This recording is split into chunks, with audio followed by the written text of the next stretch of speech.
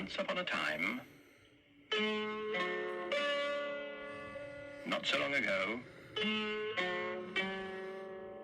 there was a little girl, and her name was Emily.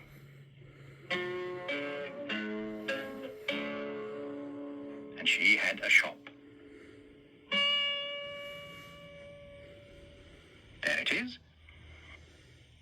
It was rather an unusual shop because it didn't sell anything. You see, everything in that shop window was a thing that somebody had once lost, and Emily had found, and brought home to Bagpuss. Emily's cat, Bagpuss. The most important, the most beautiful, the most magical, saggy old cloth cat in the whole wide world.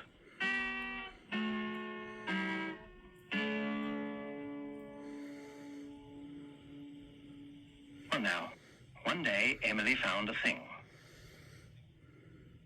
And she brought it back to the shop and put it down in front of Bagpuss, who was in the shop window, fast asleep as usual.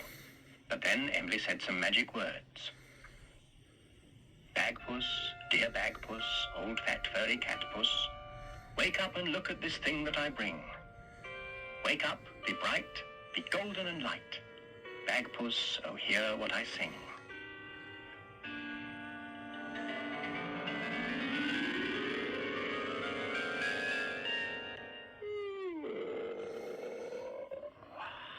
And Bagpuss was wide awake. And when Bagpuss wakes up, all his friends wake up too. The mice on the mouse organ woke up and stretched.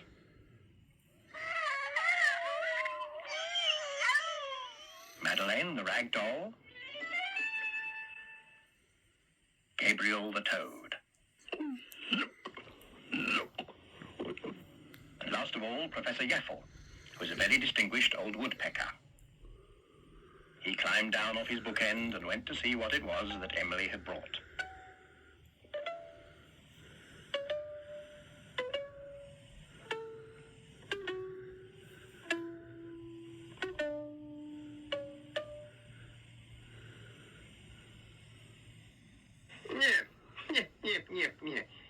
Well, it's quite obvious what that is. That is one dirty old shoe without any laces. Whatever is the use of one shoe? You couldn't wear it. You'd have to hop everywhere. You can't do anything with it. Oh, yes, you can. You can do something with it. Old shoes are good shoes. Oh, yes. Well, what can you do with an old shoe? You can live in it. Live in it? Yes, of course. There was an old woman who lived in a shoe. Come on, mice. Have you got a roll of music for your mouse organ? The marvelous mechanical mouse organ.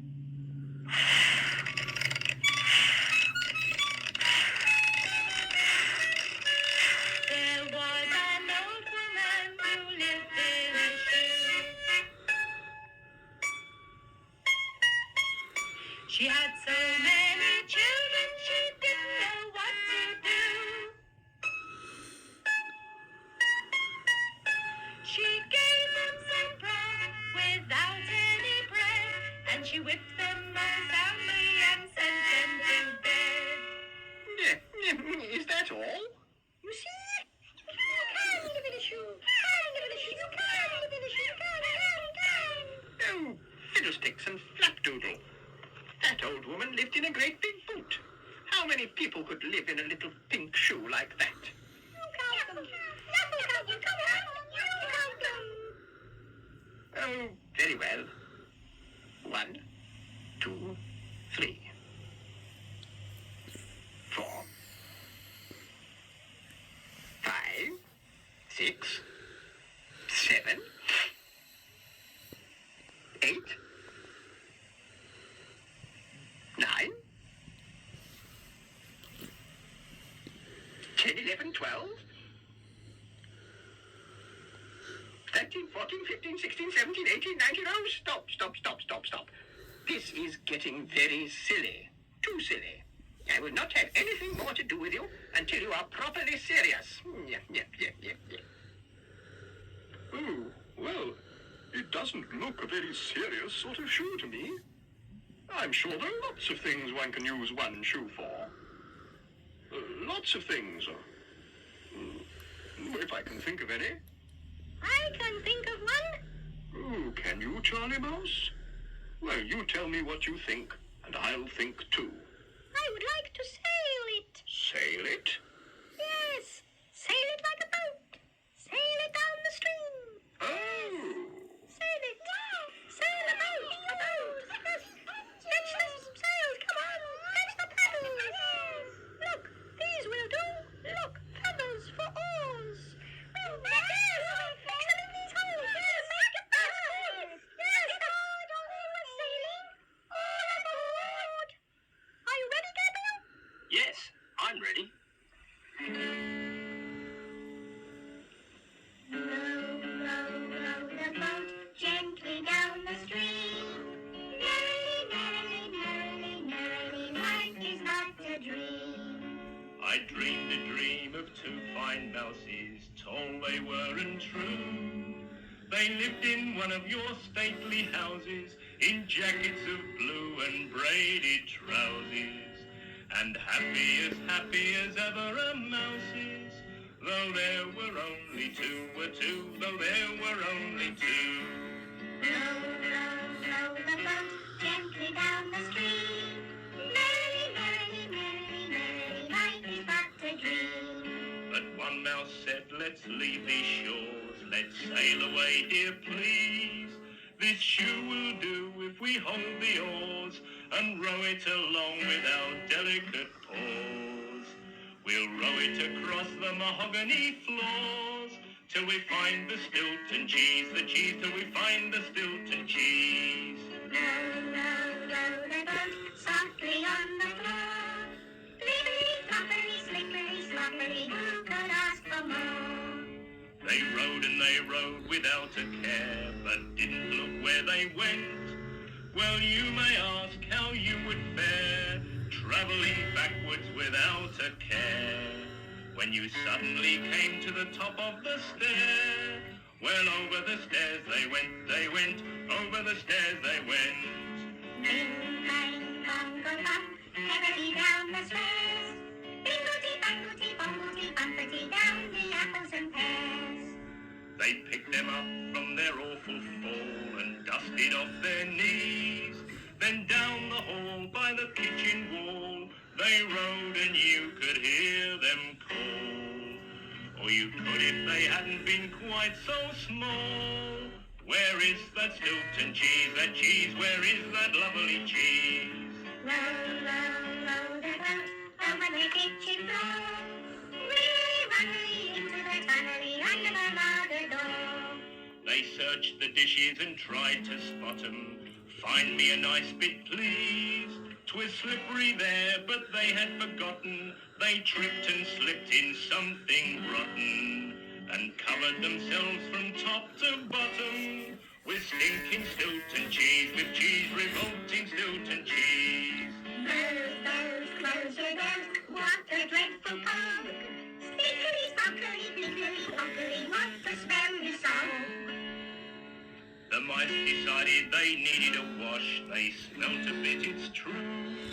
They filled the basin with orange squash and jumped right in with a splish and a splosh, to wash and polish until they were posh and sticky and pretty as new, stickily pretty as new. Row, row home the boat, sticky with orange wash. Legally, stickily, gluily, gummily, what a lot of bosh. You're quite right there. What a lot of bosh indeed. I've never heard such rubbish. I've never heard such a smelly, sticky song. That song can't possibly have done any good at all to that poor shoe. That's a good song, yes, mice like that song. Ridiculous. Go away. Fiddlesticks and flapdoodle. Stop quarrelling at once. I'm sure it's a lovely song if you happen to like that sort of thing. But Yaffle is quite right. We should be looking after the shoe, not singing songs and playing about. It's time for working now, not for singing. Now, mice, if you look in my workbox, you will find some fine satin ribbon for laces and some glittery sequins to stick on the shoe to make it look pretty. Oh, yes, and some of you must brush it and clean it carefully. All right. Well, what are you all standing there for? Mice like to sing. Mice not sing. Mice not work. Mice strike. Oh, indeed. Oh, all right, mice. You can sing as long as you work as well. We will glitter it pretty pink. We will gunge it, then we'll sponge it. We will bring it up soft as mink. We will smooth it, we'll improve it. We will polish it, ping, ping, ping.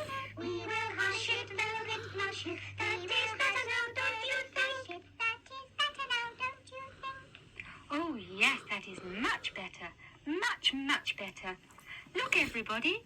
A beautiful ballet shoe, fit for a prima ballerina. What? What is a prima ballerina? Don't you know that? Don't you know that? Fancy Yaffle. Why, Yaffle, I thought you knew everything. Well, not everything. Not quite everything.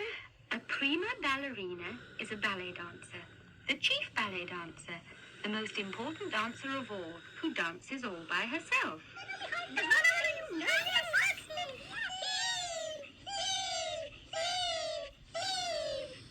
marvelous mechanical prima ballerina.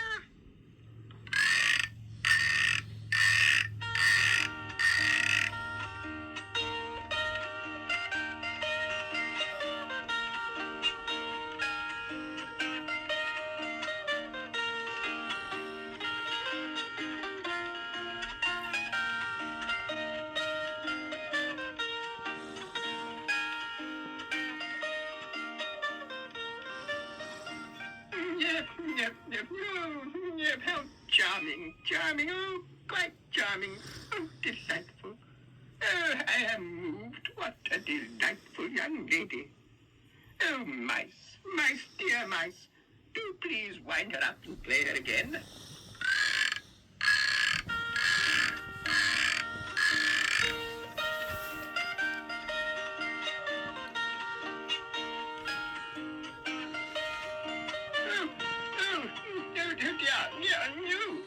I'm a bit tied up.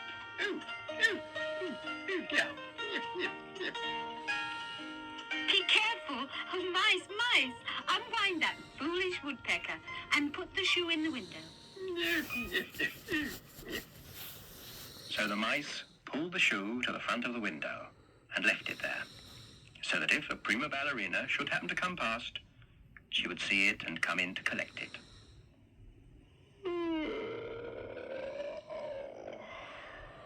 Bagpuss gave a big yawn and settled down to sleep. And of course, when Bagpuss goes to sleep, all his friends go to sleep too. The mice were ornaments on the mouse organ. Gabriel and Madeleine were just dolls. And Professor Yaffle was a carved wooden bookend in the shape of a woodpecker.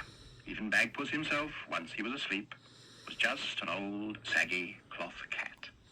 Baggy and a bit loose at the seams. But Emily loved him.